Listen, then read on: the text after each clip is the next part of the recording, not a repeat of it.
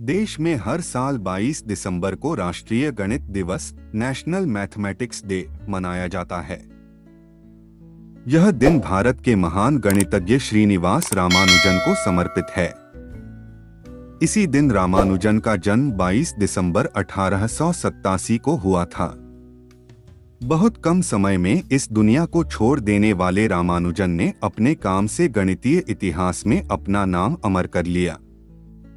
रामानुजन के जीवन से जुड़ी 10 खास बातें। 1. कोयंबटूर के ईरोड गांव के एक ब्राह्मण परिवार में श्रीनिवास रामानुजन का जन्म 22 दिसंबर 1887 को हुआ था। उनकी मां का नाम कोमलताम्मल और पिता का नाम श्रीनिवास अयंगर था। रामानुजन के जन्म के बाद इनका पूरा परिवार कुंबाकोनम में बस गया, जहां रामानुजन अपने पिता के साथ एक कपड़े की दुकान में काम करने लगे। 2. रामानुजन बचपन में सामान्य बच्चों की तरह ही थे। जब उनका स्कूल में एडमिशन हुआ तो वहां पढ़ाने का घिसापिटा अंदाज उन्हें बिल्कुल भी पसंद नहीं आया। हालांकि इसके बाद भी उन्होंने अपनी पढ़ाई जारी रखी और प्राइमरी एग्जाम में पूरे जिले में टॉप किया।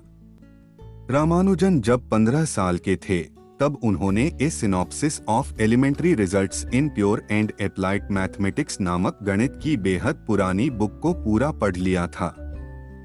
इस किताब में हजारों थ्योरम थे जो उन्हें पूरी तरह याद हो गए। उनकी इस प्रतिभा का ही फल था कि उन्हें अपनी आगे की पढ़ाई के लिए स्कॉलरशिप मिली गई। 3. रामानुजन पढ़ाई तो सभी विषयों का करते थे, लेकिन उनका मन सिर्फ मैथ्स में लगता था। दूसरे विषय इन्हें याद ही नहीं होते थे, जिसके कारण उन्हें पहले गवर्नमेंट कॉलेज का फिर यूनिवर्सिटी ऑफ मद्रास की स्कॉलरशिप गंवानी पड़ गई। हालांकि इसके बाद भी मैथ्स के प्रति रामानुजन का लगाव कम नहीं हुआ। वर्ष 1911 में इंडियन मैथमेटिकल सोसाइटी जर्नल में रामानुजन का 17 पन्नों का एक पेपर पब्लिश हुआ, जो बर्नूली नंबरों पर आधारित था। इस दौरान 1912 में रामानुजन मद्रास पोर्ट ट्रस्ट में क्लर्क की नौकरी भी करने लगे थे। 4. नौकरी के दौरान भी रामानुजन ने गणित में अपनी खोज जारी रखी। इसी समय रामानुजन को उस समय के विश्व प्रसिद्ध ब्रिटिश गणितज्ञ G.H. हार्डी के काम के बारे में पता चला, जिसके बाद रामानुजन ने वर्ष 1913 में अपनी कुछ खोज व कार्यपत्र के जरिए हार्डी के पास भेजा। शुरुआत में G.H. हार्डी ने रामानुजन के खतों को मजाक के तौर पर लिया और उस पर ध्यान नहीं दिया। हालांकि जल्द ही हार्डी ने उनकी प्रतिभा भांप लिया, जिसके बाद हार्डी ने रामानुजन को पहले मद्रास यूनिवर्सिटी में और फिर कैम्ब्रिज में स्कॉलरशिप दिलाने में मदद की। हार्डी ने रामानुजन को अपने पास कैम्ब्रिज बुला लिया, जहां रामानुजन ने हार्डी के सानिध्य में खुद के 20 रिसर्च पेपर पब्लिश किए। यहीं पर वर्ष 1916 में रामानुजन को कैम्ब्रिज से बैचलर ऑफ साइंस की डिग्री मिली और 1918 में वो अपनी प्रतिभा के कारण रॉयल सोसाइटी ऑफ लंदन के सदस्य भी बन गए।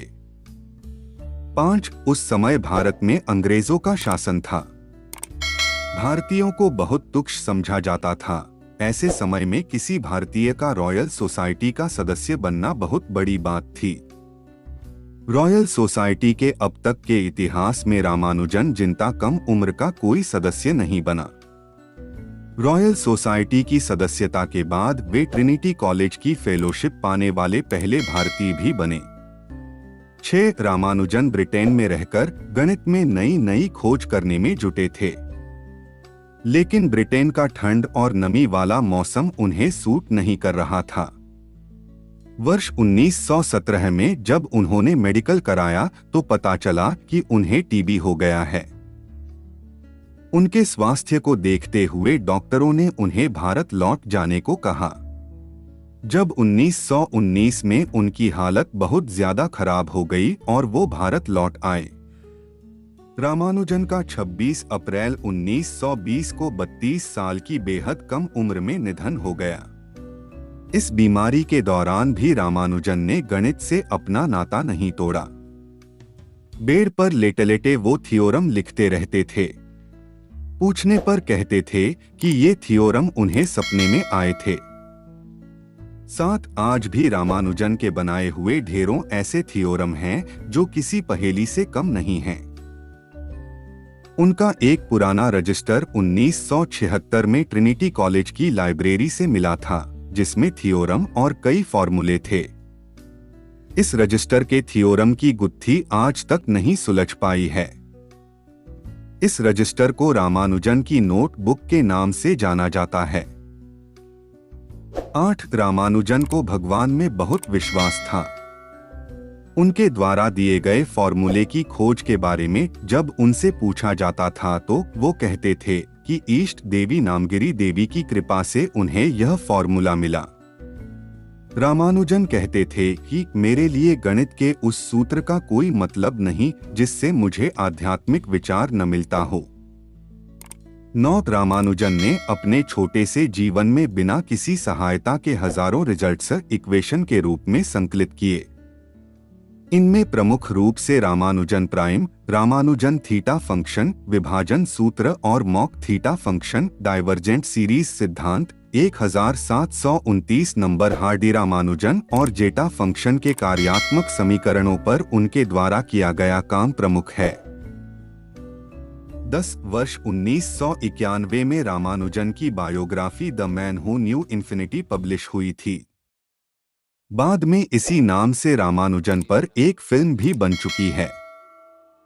इस फिल्म में एक्टर देव पटेल ने रामानुजन का किरदार निभाया है।